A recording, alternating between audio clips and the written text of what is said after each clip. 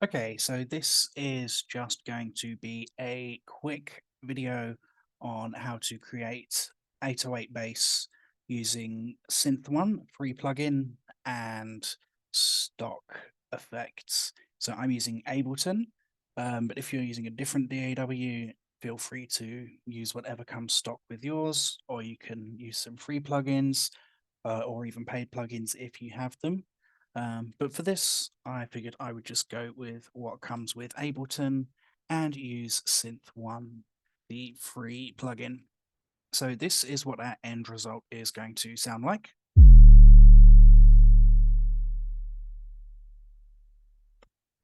Okay, and that's Synth1 and stock. So let me disable these effects. Let's jump into Synth1 and let's initialize the preset. So in my MIDI lane, I have just a low D, D0. And on the initial preset, that sounds something like this, which is to say, it sounds absolutely terrible. So let's fix that. Let's make a nice juicy 808. So, key characteristics of an 808 are that punchy initial transient, and that comes from a pitch envelope. So we have a pitch envelope here. So I'm going to enable that, and I can see we can assign it to oscillator 2. So we need to turn our mix all the way to oscillator 2. Now, normally I would like to use a sine wave, but the sine wave is only available with oscillator 1, and oscillator 1 cannot receive the pitch envelope in Synth 1. So instead, we shall use a triangle wave, which is just a bit like a gritty sine wave anyway, so it will totally work for these purposes. I'm also going to set the fine tuning to 0 because I want it to be exactly on the right note. Still doesn't sound much like an 808. So there's a few effects and other things that we can turn off. So I'm going to turn off the delay, turn off the chorus flanger, turn off the LFO. I'm going to set our voices to monophonic. Okay, so now let's talk about that pitch envelope. What we want is that punchy initial transient, effectively a bit like a kick drum. So I'm going to set the amount to plus 24 semitones, which is basically 2 octaves. So we're going to get 2 octaves of pitch. I'm going to leave the attack at 0 because we want that to start happening instantly. And then the decay time I found for this 60 works pretty well. Starting to get there. It could be punchier though, and that is down to the attack here on the amp envelope. So if I bring that down to 0, now we're really starting to get something that sounds like an 808. So I'm going to make a few more changes here.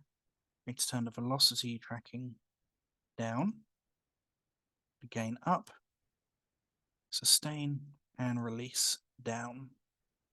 Then I'm going to come into the filter. I'm also going to turn the sustain and the release down, turn off velocity tracking, turn off key tracking.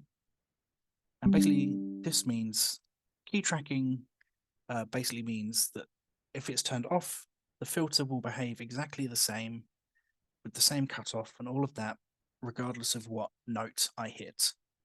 And with velocity, basically same thing. The filter will respond exactly the same regardless of how hard I hit the keys. Also going to turn the resonance down and turn the frequency down. Now I should have something that basically just sounds like a kick drum. There we go. So now what we want to do is adjust our decay time so that we get a more sustained note. And I found something in the region of 90 to 100 Seems to work. So let's split the difference and go for 95.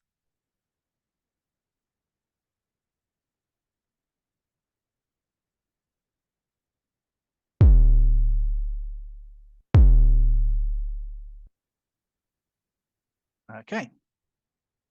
Now I want to just introduce a little bit of saturation on the filter, somewhere around 50. It's usually pretty good. Just gives it a little bit more character. Now what you could do, you could always just add MIDI into Synth1 here and play that as it is. But I like to actually convert these into audio and play my 808s through Ableton Sampler. So let's go ahead and add some effects. We're pretty much finished with Synth1. So I'm going to add an overdrive, just boosting a little bit of 250 hertz, just to give it a bit more lower mids. I've also added a dynamic tube, just to bring out some of that attack. And then I've got a saturator with a hard curve and soft clipping on. This is going to distort it quite a bit, which is good. That's what we want. We want it to sort of really saturate across the frequency spectrum, and then use the EQ to basically cut off the top end so that we're just left with a nice, thick, warm bass.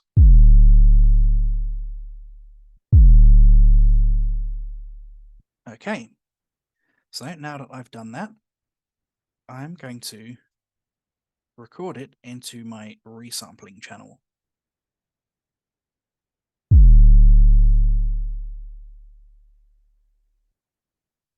And actually, I think I will also record a variation. Let me just turn warping off. Record a variation without the EQ. So a more sort of distorted version in case I want a more aggressive sounding 808.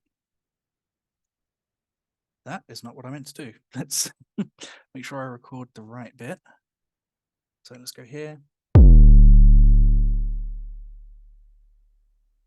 Okay. So now I've got two 808 samples. I'm going to mute Synth1. Now I have just some drums and some MIDI that I wrote earlier. So I'm going to drop our bass into this sampler.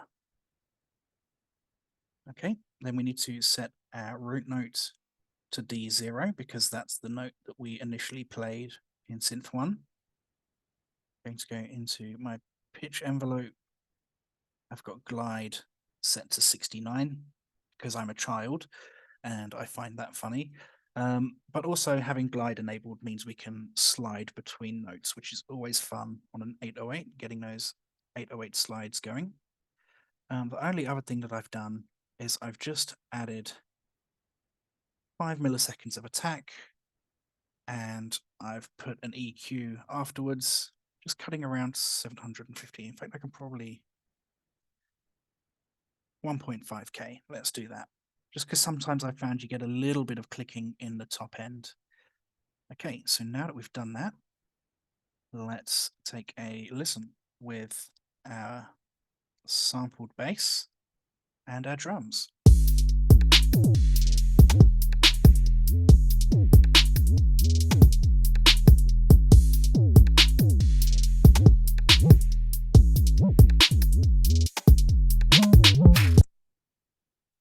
Okay, I think that sounds pretty cool. But let's try it with our more distorted 808, see how that sounds. So again, we set this to D0 so that it's matching our root note. Just extend that out. Make sure that nothing's changed here. Yep, one voice, 5 milliseconds attack. Glide set to 69. Nice. Let's try this one.